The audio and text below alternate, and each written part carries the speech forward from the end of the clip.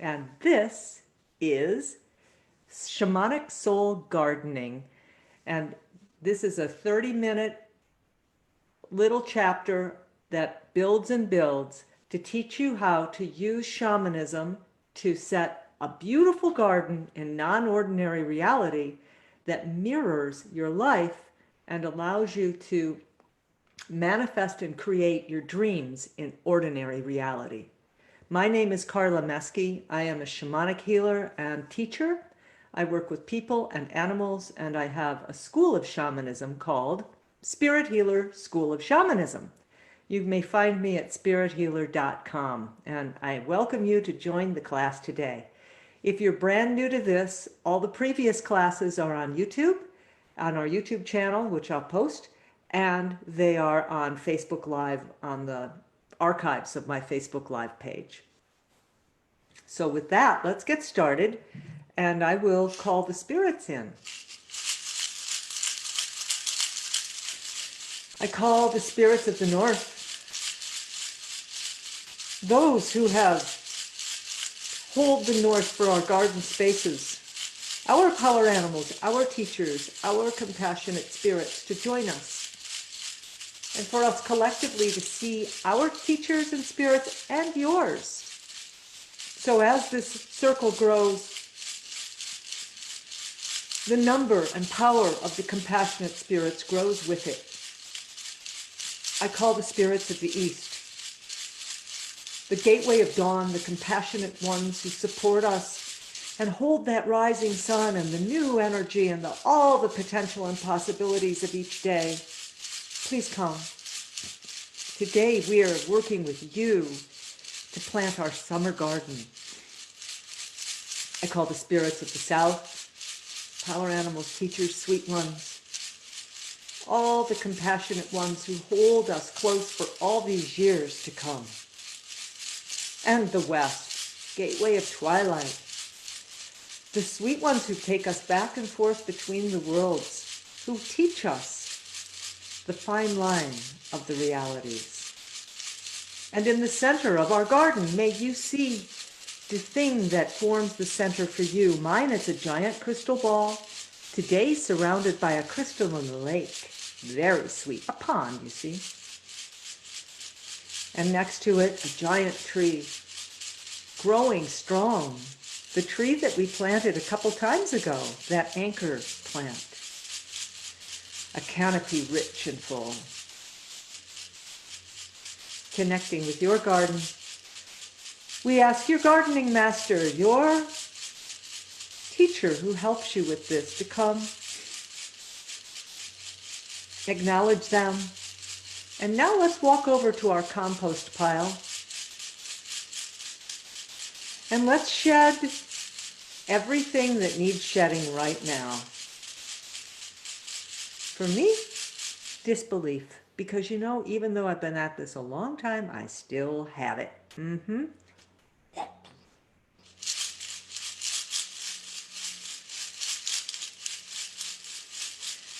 Spirits of the high and low, within and without, thank you. And here we are. It is great to see you guys today. Great to see you. I would like to ask you this. Last time we did composting, and I said that we were going to be planting our July garden. Today, we're going to state our intention for what we want to create in our garden this summer. I'm going to clearly state that intention. I'm going to tell you right up front what mine is.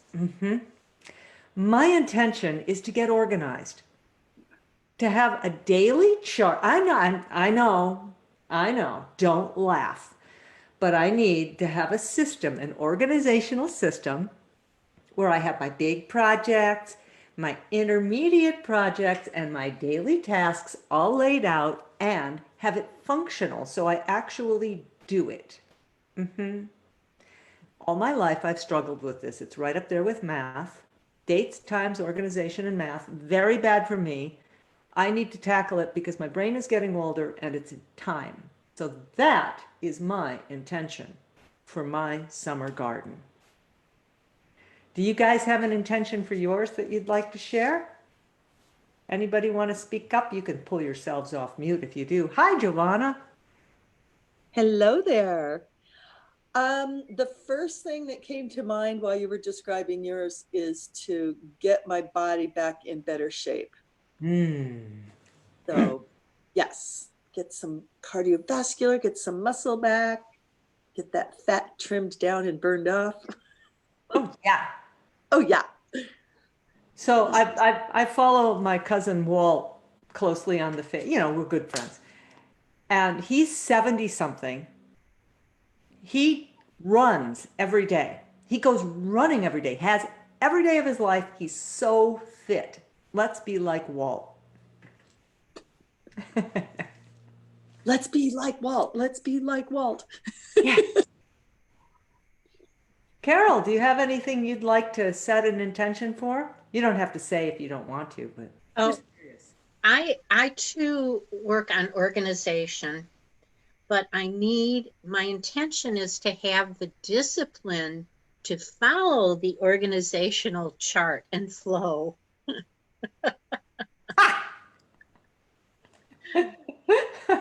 It's all there. I just have to do it. Oh my God, I know. I don't even have it there. I mean, you should see my desk. It's covered with papers with scribbling all over them. Mm-hmm. I'm like, I would be really good at Alzheimer's. I got that down. I'm all practiced up for Alzheimer's. Oh, Andrea, you have an idea for your summer garden? It's funny you said that because in my office, my desk is the same and I put it off. It drives my husband nuts. Why is there so much stuff on your desk? Why can't you get it organized? And he even said to me this year, he goes, for my birthday, would you just straighten up your desk? And of course, I didn't do it. So I would like to get my office organized. What a theme we have. Patty, Lainey, Shauna, you want to share? It's Lainey. I'm right there with you. I want to clear the clutter, but I want to find out, I want to get to the root of why it's happening in my life, in all areas of my life. Ooh, I see grubs in your soil. You're going to have to figure them out. Oh, Patty, can you speak or are you having to stay on mute? Oh, do more shamanism daily. Let me open the chat. She's on stealth. Do more shamanism daily, at least 3 times a week. Yes. Okay. And Sandra. No, we're not going to get an unmute there. Okay. Here's how we're going to do it. Now that we've said what it is we'd like to plant in our garden and propagate, we're going to go to our garden teachers and ask to be shown the plot of land where this garden, this intention will be planted. And I have no clue whatsoever what your plot of land will be like. And it isn't for me to judge or to say. But here's the thing. You're going to be asked to show, you're going to ask to see it, and then you're going to ask your garden teacher, what do we need to do to prepare this ground? How do we prepare the ground? Preparing the ground can be weeding, it can be moving rocks, it can be doing nothing. It can be planning the vision of what the garden will look like. How do we prepare the ground for the garden? What do we have to do to get there, to start the planning, to start the doing? I remember when I did this once for a particular garden plot to try to learn how to do investing better. And so I got to the garden plot and it was a giant swamp. And the teacher said, darling, the first thing you need to do is build a tool shed. So we built a tool shed, and guess what happened in my ordinary reality life? I started getting training. I started to learn about investing. I got tools in my toolbox, as they say. Isn't that great? And I didn't realize it at the time. I thought, okay, Ram, you say build a tool shed, we will. And can we make it really cute and she-sheddy? Sure, honey. So I don't know what you're going to see in yours, but we're going to do a journey now. You're going to go to your garden. You're going to walk around the center of it and remember your core principles, the ones that are at the heart, the energetic source of you. To be useful in this world for me, to be of value, to be in compassion, that kind of thing. So if you don't remember the ones you came up with before, the ones that you'll remember now are perfect, but just remember those. And then connect with your gardening teacher and ask to be shown the area of land that you will create your intentional garden for this summer. What do we need to do to prepare this land for us to plant it and reap our harvest? Okay, drum or rattle, people? Andrea, drum or rattle? Drum. Drum. Drum it is. Okay. Because these are short classes, these are short journeys. If you don't have a chance to do it all, you can always do it later. Can you hear the drum, Andrea?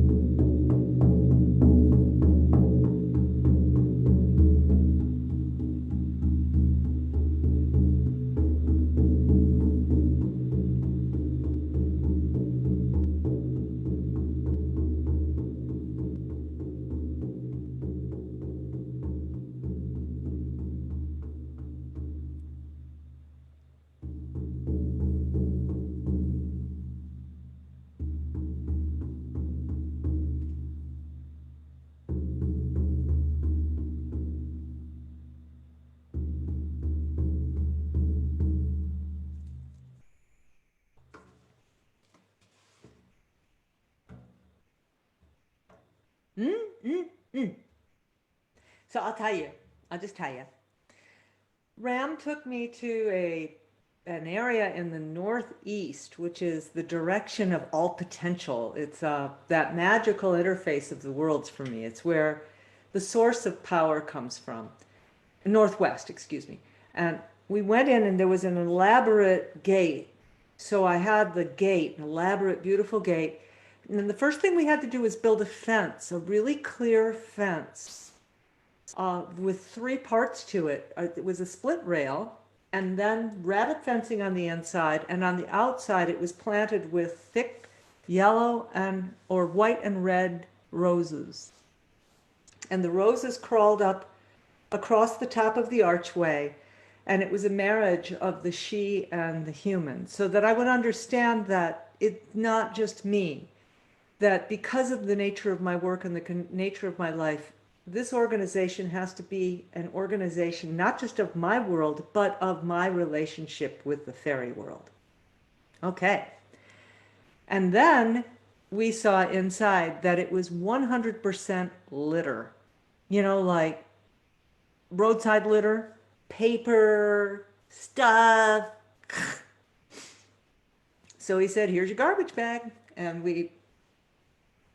And interestingly, after we got it all cleaned up, all that garbage did not go to my compost pile. It went to the city refuge. And this made me, city compost. And this made me understand that a lot of what I'm clearing out of the space that's sacred for me is clutter from the world, garbage from the world, of which there is plenty. So that was interesting. And after we got all that cleared out, he said, the first hint I'm going to give you is that we're going to plant this into 4 quadrants for the seasons, because this is going to be a calendar. This garden is going to mimic time. And we've wedged it into 4 quadrants for the 4 seasons, and put trees around them. And the only trees I could see so far were aspens around the first quadrant. So much is to be done. And of course, I need to return there every day. And if I were a clever rabbit, I would return there every day when I'm on my exercise machine doing 2 things at once. And so my commitment to you, my friends, is that over the course of this next week till we meet again, I'm going to do that. And there you have it. I'm going to do that. Who else would like to share? Hi, it's Lainey. I'll share. Great. So I went into my garden and I met my teacher, and we flew up into the, it was a dragon, and we flew and we kept flying and flying and flying. We finally arrived at an asteroid, and I'm like, how can I grow anything on this? and she's like, wait. And then the asteroid just plummeted towards the earth and like just, created a huge hole. And I'm like, oh.